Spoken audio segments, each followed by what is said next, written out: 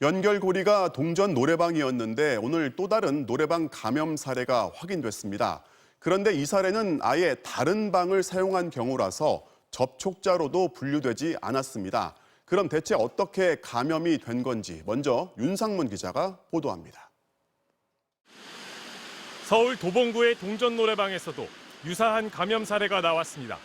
지난 3일 이태원 클럽을 방문한 확진자와 접촉한 뒤 9일에 확진 판정을 받은 20대 남성은 지난 7일에 동전 노래방을 방문했습니다.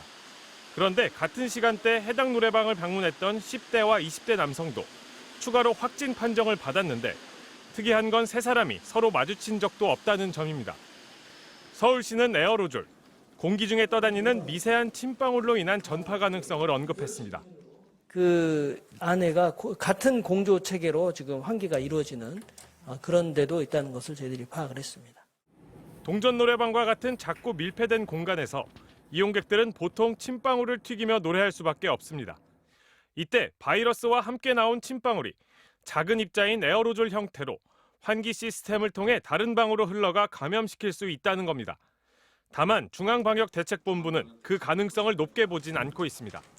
공기 시스템을 통한 확산 이런 것보다는 비말의 확산 그리고 비말이 환경을 오염시켜서 접촉으로 인한 감염 확산의 가능성이 좀 더 많을 걸로 보고.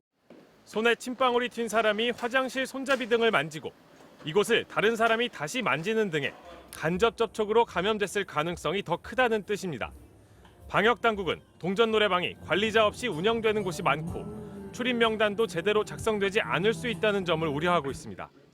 애초 침방울이 많이 나오는 공간인 만큼 직접적인 접촉 없이도 코로나가 확산하기 쉽고 이렇게 확산할 경우 접촉자 파악도 시간이 오래 걸리기 때문입니다.